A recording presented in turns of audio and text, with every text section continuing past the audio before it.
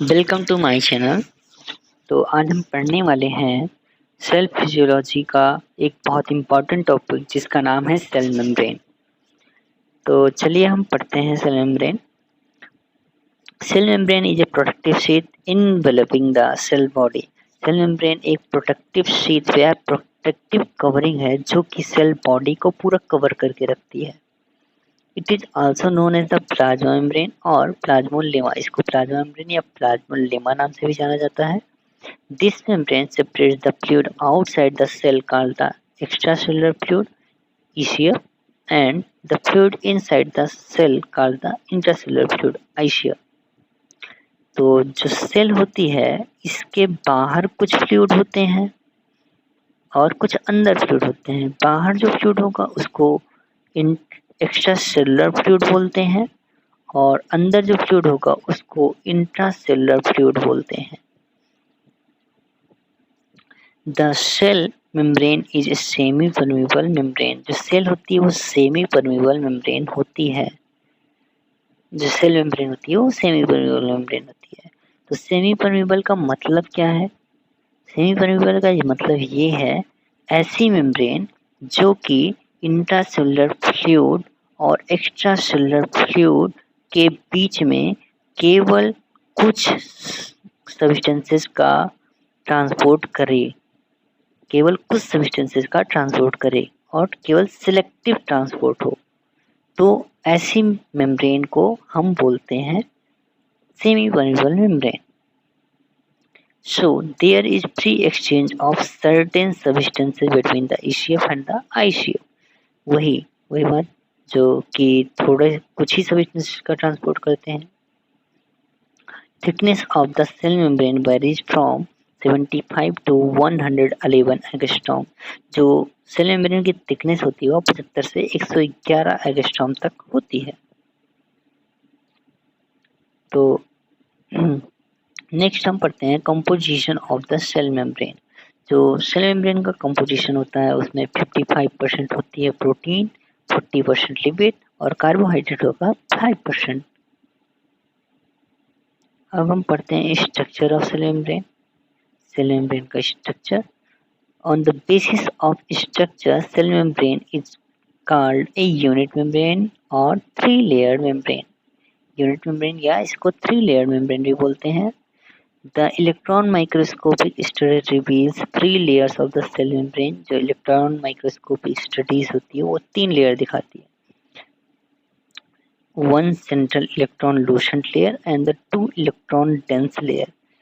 तो इसमें एक इलेक्ट्रॉन लूसेंट लेयर होगी, सेंट्रल में होगी, और जो 2 होंगी इलेक्ट्रॉन डेंस लेयर होगी। तो बाहर के साइड में इलेक्ट्रॉन डेंस लेयर और जो बीच में होगी वो इलेक्ट्रॉन लूसेंट लेयर होगी। और जो इलेक्ट्रॉन लूसेंट लेयर है ये बनी होगी लिपिड की और जो इलेक्ट्रॉन डेंस लेयर होगी दोनों तरफ ये बनेगी प्रोटीन की। तो बाहर वाली प्रोटीन की लेयर, बीच वाली लिपिड की लेयर और सबसे अंदर वाली जो होगी वो भी प्रोटीन की लेयर होगी। The 2 electron dense layer are placed one on either side of the central layer। Central layer के दोनों तरफ इलेक्ट्रॉन डेंस लेयर होंगी, वही जो मैंने दिखाया आपको। The central layer is a lipid layer formed by the lipid substances। बीच में जो सेंट्रल लेयर होगी वो लिपिड की होगी। The other 2 layers are the protein layer. जो अदर 2 लेयर्स होंगी दोनों तरफ अंदर और बाहर की तरफ वो प्रोटीन की लेयर होगी। The cell membrane contains some carbohydrate molecules also.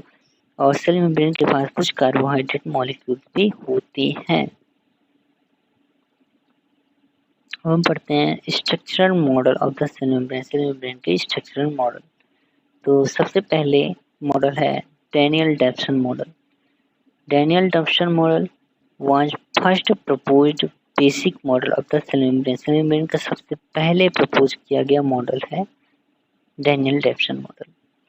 It was proposed by the James F. Daniel and Hugh Davisson in 1935। तो सबसे पहले इन्होंने प्रपोज किया था जेम्स एफ डैनियल और डेप्सन ने 1935 में इसको, and it was accepted by the scientist for the many years. बहुत सालों तक इसको साइंटिस्ट के द्वारा माना भी गया, एक्सेप्ट भी किया गया। This model was basically a sandwich of the lipids covered by proteins on both side. वही कि 3 लेयर होंगी और बीच में लिपिड होगा, बाहर होंगे प्रोटीन, अंदर होंगे प्रोटीन, तो इसे बोलते हैं सैंडविच ऑफ लिपिड्स।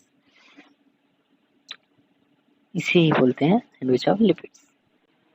तो हम अब पढ़ते हैं चलिए दूसरा मॉडल, जिसका नाम है unit membrane model. In 1957, J.D. Robertson replaced Daniel Dawson model by unit membrane model on the basis of electron microscopic studies। तो क्या हुआ 1957 में J.D. रॉबर्टसन जो आए, इन्होंने डैनियल डेप्सन मॉडल जो पहला मॉडल है इसको बदल के यूनिट मेम्ब्रेन मॉडल नाम दिया, और हमने यूनिट मेम्ब्रेन मॉडल पढ़ लिया जिसमें 3 लेयर्ड मेम्ब्रेन थी और बीच की लेयर थी लिपिड की, और बाहर की लेयर होगी प्रोटीन की और अंदर की लेयर होगी प्रोटीन की। तो यही था यूनिट मेम्ब्रेन मॉडल। तो अब पढ़ते हैं हम तीसरा model, fluid mosaic model. Fluid mosaic model later in 1972 1972 में S.J. Singer and G.L. Nicolson proposed the fluid mosaic model. Singer और निकोलसन ने 1972 में फ्लूइड मोज़ाइक मॉडल दिया। According to them, the membrane is a fluid with mosaic of protein. Mosaic means pattern formed by the arrangement of different colored pieces of stone, tile, glass or other such materials। तो इनका कहना था कि जो membrane होती है वो fluid होता है विथ मोज़ाइक ऑफ प्रोटीन, मतलब कि प्रोटीन्स होंगे एक टाइल्स की तरह, कई तरह के टाइल्स जैसे इकट्ठा होके एक लेयर बनाते हैं, उसी तरह से प्रोटीन जो होंगे वो टाइल्स की तरह जुड़े हुए होंगे, या फिर मोज़ाइक बनाएंगे, कई तरह के प्रोटीन उसमें रहेंगे, जैसे कि इंटीग्रल प्रोटीन हो गया, पेरिफेरल प्रोटीन हो गया, ये सब ऊपरी सतह पे दिखाई पड़ेंगे, ऊपरी लेयर पे। This model is accepted by scientist till now. यह मॉडल जो है अब तक साइंटिस्ट के द्वारा एक्सेप्ट किया गया है। In this model the protein are found to float in the lipid layer instead of forming the layers of the sandwich type model.